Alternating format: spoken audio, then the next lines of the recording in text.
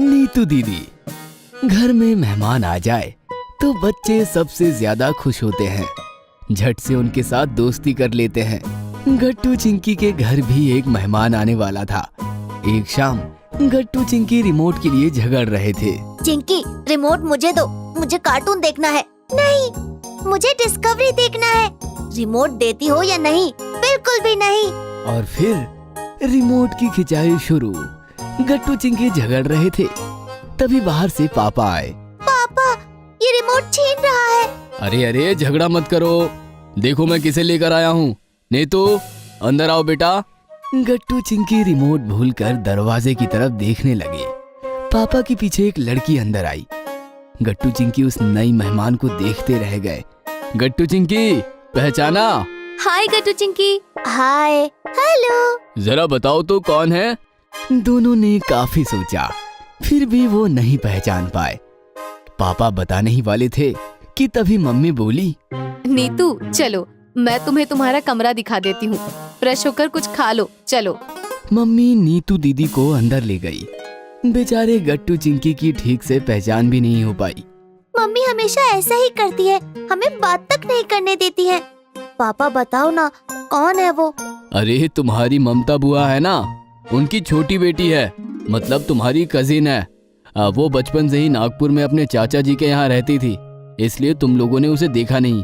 कल उसकी CET exam है, इसलिए आइए हमारे शहर। ऐसा कहकर पापा चले गए और गट्टू चिंकी एक दूसरे की तरफ देखने लगे। चलो नीतू दीदी से मिलकर आते हैं। हाँ हाँ चलो। गट्टू चिंकी गेस्ट रूम की तरफ भागने लगे कि तभी अचानक उनके सामने मम्मी आकर रुक गई। क्या? कुछ भी तो नहीं। कहाँ भागे जा रहे हो? गट्टू चिंकी मम्मी का इशारा समझ गए और उन्होंने बात ही पलट दी। हम पानी पीने जा रहे थे किचन में। मैं जानती हूँ तुम नीतू के कमरे में जा रहे हो, लेकिन खबरदार आज उसे परेशान किया तो कल उसका एग्जाम है, उसे पढ़ना है। चलो यहाँ से। मम्मी ने उन्हें वहाँ से भगा दिया। अब क्या करें? वो पढ़ाई कर रही है। अरे दिक्कत वो नहीं है, दिक्कत है मम्मी। आइडिया, हम अपनी किताबें लेकर दीदी के कमरे में जाते हैं। मम्मी आ गई तो वो सोचेंगे कि हम पढ़ाई कर रहे हैं, फिर वो हमें कुछ नहीं कह पाएंगी। चलो। दोनों अपने कमरे में गए और जो किताब मिली वो उठाकर चुपचाप नीतू के कमरे में चले आए। नीतू दीदी चश्मा लगाकर एग्जाम की तैयारी कर रही थी। उन्होंने गट्टू चिंकी की तरफ देखा भी नहीं। बेचारे गट्टू चिंकी क्या करते, उन्हें समझ ही नहीं आ रहा था कि दीदी से बात कैसे शुरू करें। ये दीदी तो बड़ी ही खड़ूस है, देख भी नहीं रही। धीरे बोलो, वो सुन लेंगी। तभी मम्मी आई और गट्टू चिंकी मुसीबत में पड़ गए। तुम दोनों यहाँ क्या कर रहे हो? गट्टू ने अपनी किताब दिखाई। हम पढ़ाई कर रहे हैं, ये देखो किताब। मम्मी ने गट्टू की किताब देखी। बेटा, नाटक की प्रॉपर्टी तो ढंग से चुनो, ये पिछले साल की किताब है। ये सुनकर नीतू दीदी जोर जोर से हंसने लगी।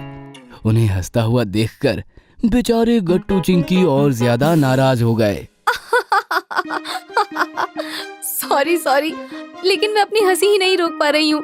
मैं कब से नोटिस कर रही हूँ, बेचारे मुझसे बात करने की कब से कोशिश कर रहे हैं और मैं भी जानबूझकर उनकी तरफ ध्यान ही नहीं दे रही। ऐसा कहकर नीतू दीदी फिर से हंसने लगी। गट्टू चिंकी, आओ मेरे पास आओ। गट्टू चिंकी उनके पास गए। दीदी ने दोनों को हग किया और चूम लिया। तुम दोनों बहुत स्वीट हो। उन्होंने अपनी पर्स में से 2 बड़े बड़े चॉकलेट निकालकर गट्टू चिंकी को दिया। चॉकलेट पाकर गट्टू चिंकी का तो मूड बन गया। फ्रेंड्स? हाँ फ्रेंड्स। दीदी ने दोनों से हाथ मिला लिया और उनकी दोस्ती हो गई। डिनर करते हुए तो दीदी ने काफी खुलकर बातें की। नागपुर से वो सबके लिए संतरे की बर्फी लाई थी। सबने बर्फी चखी। वाह नीतू, मजा आ गया। चलो नीतू, अब जल्दी से सो जाओ, सुबह जल्दी जाना है ना।